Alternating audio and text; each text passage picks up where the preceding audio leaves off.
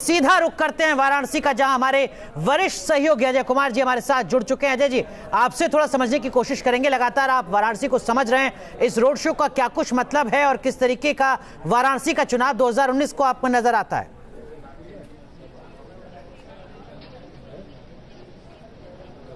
अनुराग, अगर देखा जाए तो 2019 के लोकसभा के इस चुनाव में प्रधानमंत्री नरेंद्र मोदी की अगुवाई में वाराणसी में एक ऐसे शो का आयोजन किया गया है जो कि अपने आप में पूरे देश में बिल्कुल अलहदा हो।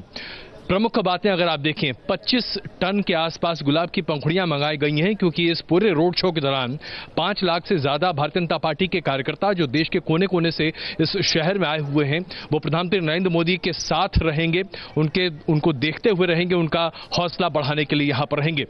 बनारस की जनता तो बड़ी संख्या में निकलकर सामने आएगी ही, लेकिन तैयारियां बहुत ही जबरदस्त हैं।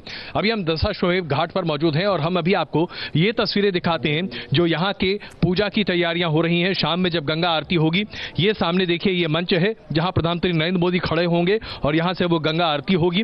इसके साथ साथ आप देखिए, ये पूरे सिलसिलेवार तरीके से तमाम वो पीठ तैयार हैं जहां पर पुरोहित होंगे और वो पुरोहित यहां से गंगा आरती आपके सामने प्रदर्शित करेंगे। इसके साथ साथ अगर आप थोड़ा सा बीच गंगा नदी में यहां देखें तो वहां पर भारतीय जनता पार्टी का 2 कमल और मैं भी चौकीदार 3 नाव पर ये जो लगा हुआ है, ये अपने आप प्रदर्शित करता है कि कैसे भारतीय जनता पार्टी इसे एक मेगा शो के तौर पर पूरे देश में प्रस्तुत करना चाहती है।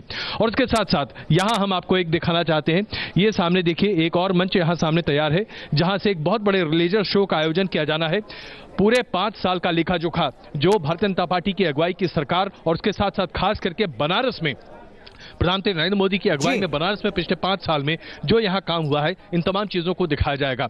यानी वस्तुतः अगर आप देखें तो स्थिति यह बनती दिख रही है कि एक ऐसा शो होगा जो कि देश देखेगा, क्योंकि आज दोपहर 3 बजे से लेकर रात 10 बजे तक टेलीविजन पर और कुछ नहीं होगा सिवाय नरेंद्र मोदी के। लेकिन अजय जी, एक चीज और आपसे समझना चाहेंगे। अब तक ये खबरें आ रही थी कि कांग्रेस पार्टी की तरफ से प्रियंका गांधी वाड्रा वाराणसी में उम्मीदवार हो सकती हैं लोकसभा चुनाव में, लेकिन अब जो जानकारी मिल रही है उसके मुताबिक अजय राय को एक बार फिर चुनावी मैदान में उतारा गया है नरेंद्र मोदी के खिलाफ। इस खबर को आप किस तरीके से देखते हैं और क्या जो रोड शो के जरिए तस्वीरें सामने आ रही हैं, क्या वो भी कहीं जहन में रहा कांग्रेस के इस फैसले के बीच में?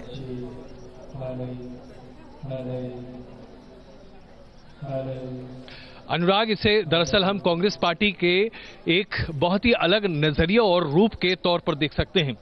इसमें कोई शक नहीं है कि बीते 15 दिनों से कांग्रेस पार्टी के तमाम कार्यकर्ता, कांग्रेस पार्टी के तमाम लोग, वरिष्ठ नेता, यहां तक कि खुद प्रियंका गांधी इस तरह की अफवाहों को और खबरों को प्लांट करने में सक्रिय भूमिका निभा रहे थे कि प्रियंका गांधी वाराणसी से चुनाव लड़ सकती हैं प्रधानमंत्री नरेंद्र मोदी के खिलाफ। लेकिन उस वक्त के साथ ही बड़े कुछ सवाल खड़े होते थे, मसलन कि अगर प्रियंका गांधी को वाराणसी से चुनाव लड़ना था तो इसके लिए उन्होंने पहले से तैयारी क्यों नहीं की। हर कोई जानता है कि आज वाराणसी में प्रधानमंत्री नरेंद्र मोदी को हरा पाना अपने आप में लगभग असंभव जैसी स्थिति है।